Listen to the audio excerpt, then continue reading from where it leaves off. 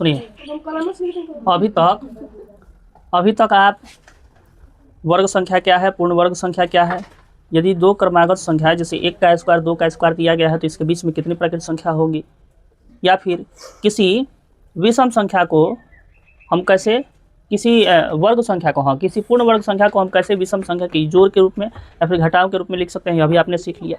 अब बारी है कि कहता है कि किसी भी विषम संख्या के वर्ग को दो क्रमागत, यही आपका धनात्मक पूर्णांकों के योग के रूप में व्यक्त किया जा सकता है।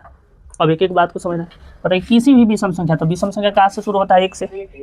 1 3 5 7 9 11 13 से जाता है। चलिए, संख्या के वर्ग को, वर्ग माने इसका स्क्वायर करेंगे, को दो धनात्मक, यही समझिए ध्यान से, दो धनात्मक पूर्णांक के योग के रूप में लिख सकते हैं। तो आप जानिए कि महोदय पूर्णांक में क्या होता है, 0 1 2 3 डॉट डॉट अनंत, और पूर्णांक में आपका माइनस भी चलता है। केवल पूर्णांक है तब कोई बात नहीं, उठाकर रख दीजिए। -2, ये दांत कितना देखावे लो तू, बिना मतलब के गिर गल, उठा के धर दका दिक्कत में।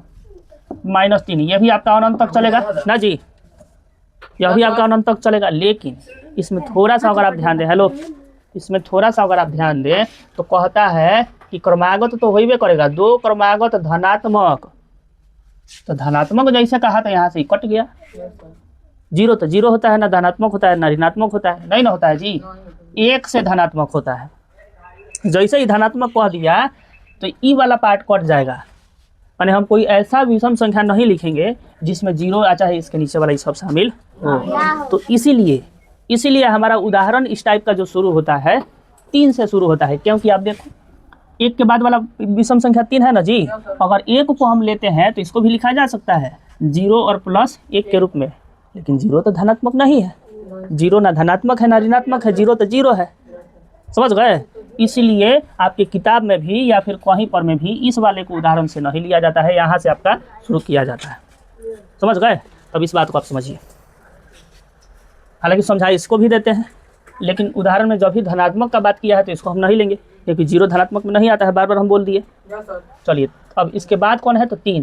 तो ये कहता है कि किसी विषम संख्या के वर्ग को हम दो धनात्मक पूर्णांक के रूप में लिख सकते हैं। तो इसके बाद अगला विषम संख्या 3 है ना जी, इसका वर्ग 9 होता है ना जी, तो इसको हम दो पूर्णांक, क्रमागत दो पूर्णांक संख्या के योग के रूप में लिख सकते हैं। तो 4 + 5 पूर्णांक संख्या है, 4 भी पूर्णांक संख्या, 5 भी पूर्णांक संख्या। तो अब ध्यान देना है कि हाँ जी ठीक है, 3 आपका विषम संख्या, इसका स्क्वायर किए 9, तो इस 9 को हम कौन सी तो क्रमागत संख्या के रूप में लिखें, इसको ध्यान देने के लिए आपको यह सूत्र ध्यान में रखना होगा, जिसमें से पहला संख्या निकालने के लिए आपका सूत्र है कि n का स्क्वायर घटाओ 1/2। तो n माने का थी, तो जो भी संख्या आपको यहाँ दिया है 3 का स्क्वायर, तो n माने 3, तो 3 का स्क्वायर, जैसे 1 पर यहाँ हम समझाए हैं, 1 पर समझाए हैं, लेकिन 1 वाले को नहीं लेंगे, और क्यों नहीं लेंगे वो भी बात हम बताए, समझ गए। तो अगर मान लो कि इस उदाहरण में, माने जो जहाँ की विषम संख्या 3 है में अगर हम पहली संख्या निकालने की बात करें, हालांकि इसी आधार पर निकल के बताए हैं, दिखाए हैं, पहली संख्या निकालने की बात करें तो हम कहेंगे कि n का स्क्वायर घटाओ 1/2। तो n का स्क्वायर यहाँ कितना है, 3 है, और घटाओ 1, 3 का स्क्वायर घटाओ 1/2, तो 3 का स्क्वायर 9 और घटाओ 1/2, तो घटाएंगे तो 8/2, काट देंगे तो 4 आ गया, पहली संख्या 4।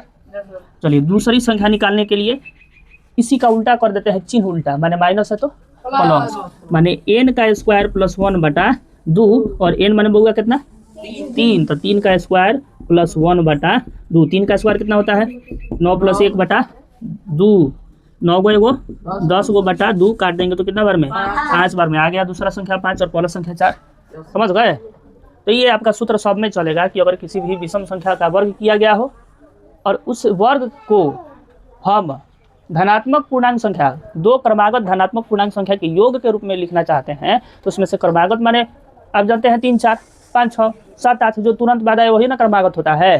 तो उसमें से पहला कौन होगा, दूसरा कौन होगा, इसका पता कर, हालांकि पहला पता चल गया तो दूसरा भी आपका पता चल जाएगा, क्योंकि क्रमागत है तो 3 पहला है तो 4 दूसरा होइबे करेगा, 4 पहला है तो 5 दूसरा होइबे करेगा, तभी ना क्रमागत का नियम का पालन करेगा, समझ गए।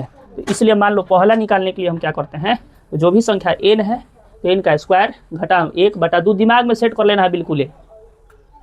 पहला संख्या निकालने के लिए इसमें n का स्क्वायर घटाओ 1/2, चाहे अब जो भी है, जैसे आगे हम 9 का उदाहरण लें, 9 का स्क्वायर तो 9 9 81। अब 81 को हमें दो धनात्मक पूर्णांक संख्याओं के रूप में लिखना है। तो n बराबर कितना हो गया जी? यहाँ n बराबर कितना हो गया? n है ही है, n बराबर 9 हो गया जिसका स्क्वायर हम किए हैं। तो अभी तक आपका है नहीं समझे? n बराबर जिसका स्क्वायर किए हैं तो कहता है कि पहला संख्या निकालने के लिए n का स्क्वायर घटाओ 1/2। तो n माने कितना? तो 9। तो 9 का स्क्वायर कितना है? 81। तो 81 घटाओ 1/2। तो 81 में से 80 और बटा 2 बराबर 40। तो पहला 40 हो गया, दूसरा 41 हो जाएगा। है भी। चलो तनु समझ गए? तो बस यही बात है, सबको समझ में आ गया है? अभी कोई डाउट नहीं है? चाहे एक को छोड़ेंगे, क्यों छोड़ेंगे अभी पता चल गया, क्योंकि धनात्मक पूर्णांक का बात करता है। 0 धनात्मक है, ऋणात्मक है, ना धनात्मक है ना ऋणात्मक है, 0 0 है। समझ गए? समझ गए ना जी?